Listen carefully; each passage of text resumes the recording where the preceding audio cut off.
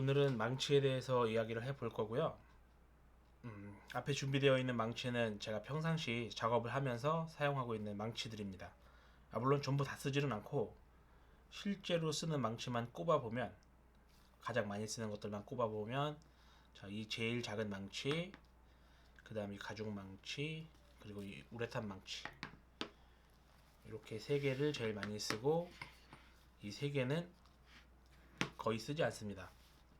이거 같은 경우는 이거 아마 하얀색이 MC 계열의 굉장히 이제 경도가 높은 플라스틱 같은 건데, 아마 주로 카빙용 망치일 겁니다.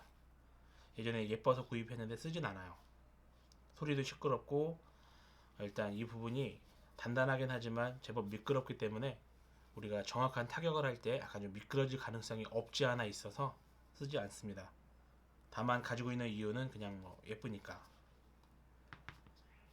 이 망치는 굉장히 예쁜데, 황동 헤드의 유착목 바디의 망치라서 무게감도 좋고 여러 가지 심미적인 효과는 굉장히 좋은 그런 망치입니다.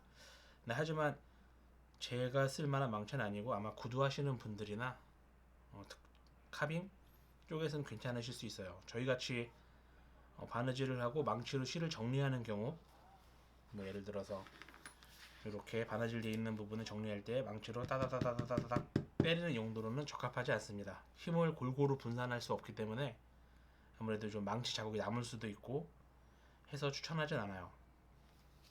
이거는 주로 전시용 망치가 될 거고요. 이거는 예전에 한 25,000원 가지고 산 건데, 이탈리아 망치라고 하는데, 예전에는 정말 잘 쓰던 망치입니다. 근데 지금은 쓰지 않고요. 요번에 공방 청소하다가 찾았는데 보시다시피 상태가 지저분하죠. 역시 지금은 쓰지 않습니다.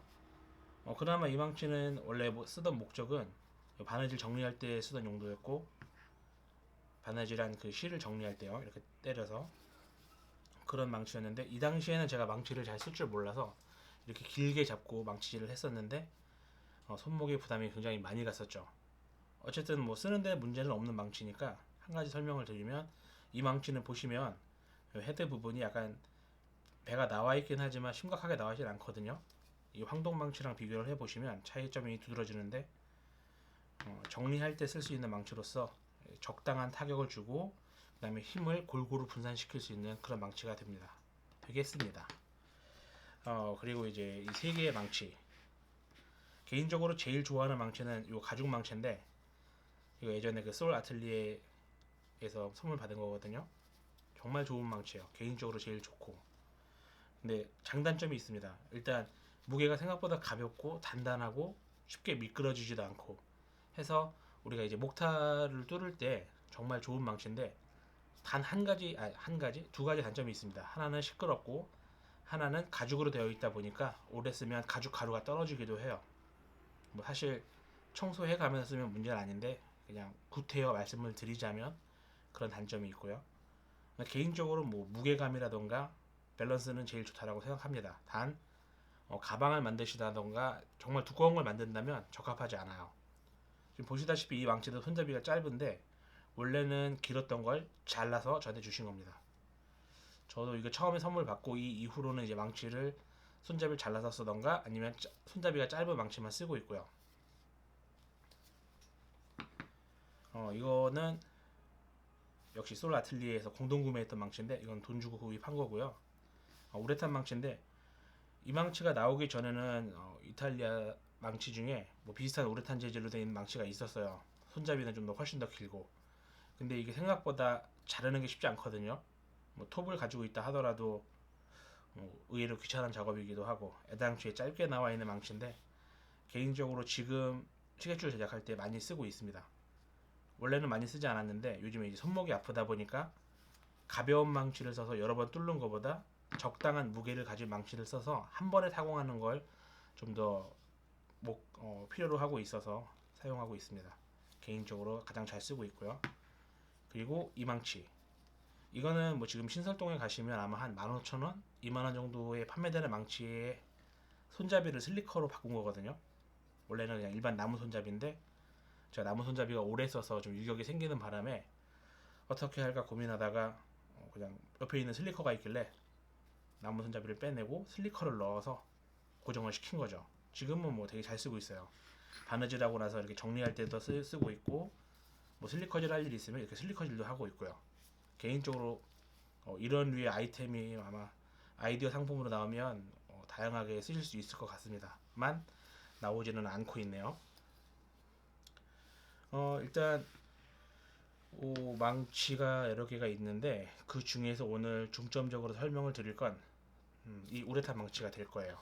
왜냐하면 가죽 공예 하시는 분들이 망치를 가장 많이 쓰는 건 바느질을 하기 위해서 타공을 할 텐데, 타공을 할 때 뭐 이런 우레탄 망치를 쓰시는 분, 뭐 가죽 망치를 쓰시는 분, 나무 망치를 쓰시는 분들도 있고 납볼 망치를 쓰시는 분들도 있는데, 납볼 망치 같은 경우는 뭐 적은 힘으로 강하게 타격을 해서 뚫기가 좀 편하기는 해요. 문제는 좀 이게 무게가 기본적으로 나가기 때문에 정교하게 컨트롤이 잘 안 되고, 우리가 목타를 잡고 타격을 할 때 각도 유지라던가 약간 안에 내부에서 흔들리는 것들이 있으니까 목타 자체가 흔들릴 가능성이 좀 있습니다.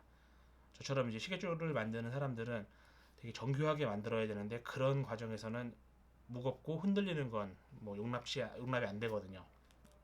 그래서 전 개인적으로 이 우레탄 망치를 추천드리고 현재 제가 사용하고 있습니다. 물론 브랜드는 몇 가지가 있을 테니까 아무거나 쓰셔도 될 거고요. 일단 뭐 제가 망치에 대해서 수업을 하려고 그 컨텐츠를 만들려고 했던 이유는 망치질을 하는 습관이 되게 중요해서 그렇습니다. 우리가 흔히 뭐 운동하시는 분들은 손목에 스냅을 많이 쓴다라는 걸 아실 텐데, 그렇죠. 뭐 예를 들어서 타격을 한다고 쳐도 그냥 높게 들어서 낙하로 치는 게 아니라 동시에 손목으로 치고. 근데 문제는 여기서 손목의 힘으로만 때리면 안 된다는 겁니다.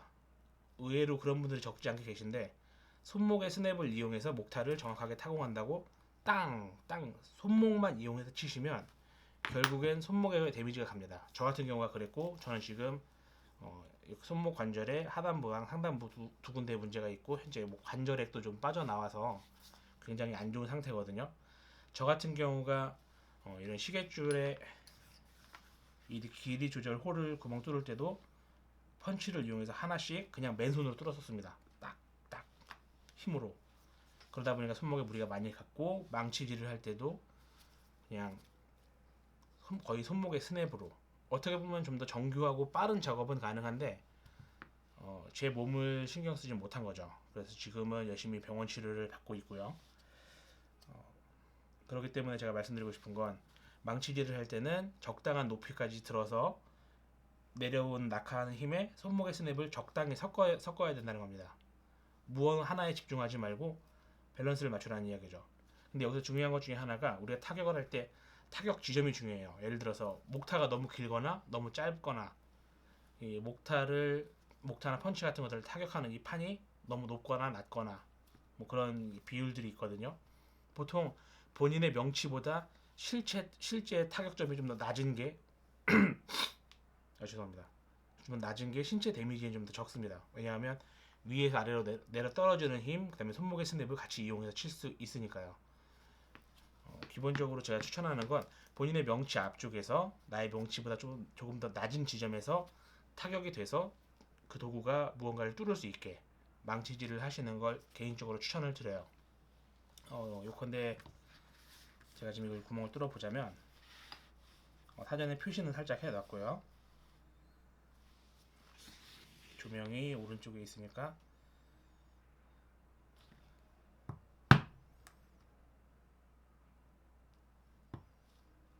여기서 위에서 내려오면서 툭, 위에서 내려오면서 툭, 위에서 내려오면서 툭. 이걸 손목 하나만의 힘으로 친다라면 문제가 생길 수 있습니다. 뭐 그냥 취미로 조금 하시는 분들은 상관이 없을 수 있는데, 오랫동안 장기적으로 작업을 하시는 분들은 분명 데미지가 가기 때문에 말씀을 드리는 거예요. 뭐 말하다 보니까 좀 약간 좀 애매하긴 한데, 결국 제가 드리고 싶은 말씀은 간단합니다. 망치질을 할 때 타격하는 지점이 너무 높지 않게 적당한 높이에서 조정을 하시라는 이야기죠.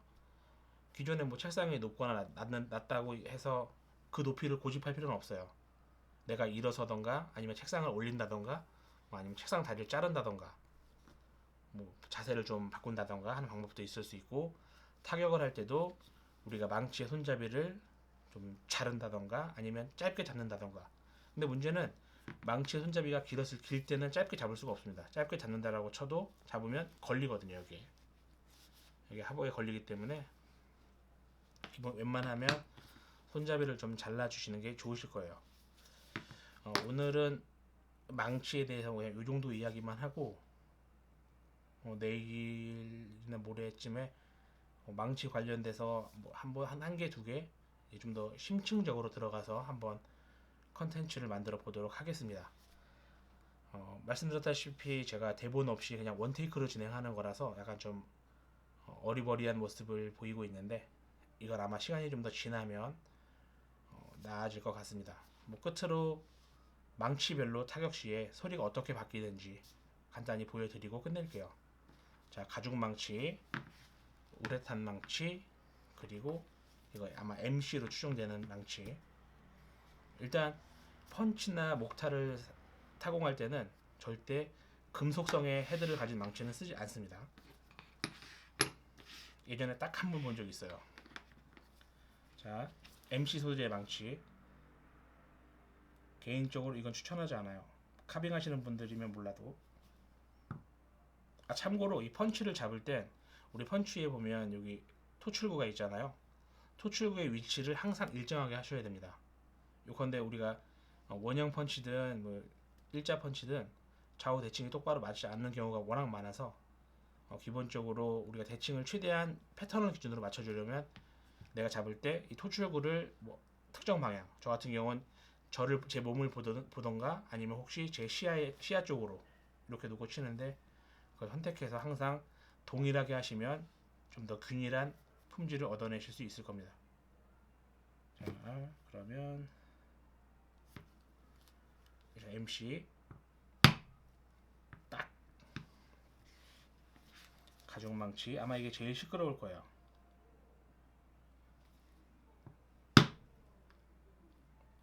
마이크로는 잘 안 당길 것 같은데. 그리고 우레탄. 이렇게 들어보니까 소리가 거의 차이가 없습니다. 근데 실제로 제가 하루 종일 작업을 하다 보면 시끄럽다라는 말을 가장 많이 듣는 게 가죽 망치와 이 두 개의 망치였고, 우레탄 망치는 그런 이야기를 거의 들어본 적이 없거든요. 아무튼 그렇고요. 어리버리 되고 있었지만 어쨌든 오늘 찍기로 목표로 한 건 대충 찍었습니다. 나머지는 좀 더 하다 보면 익숙해질 테니까 많이 응원해 주시고요. 그럼 다음에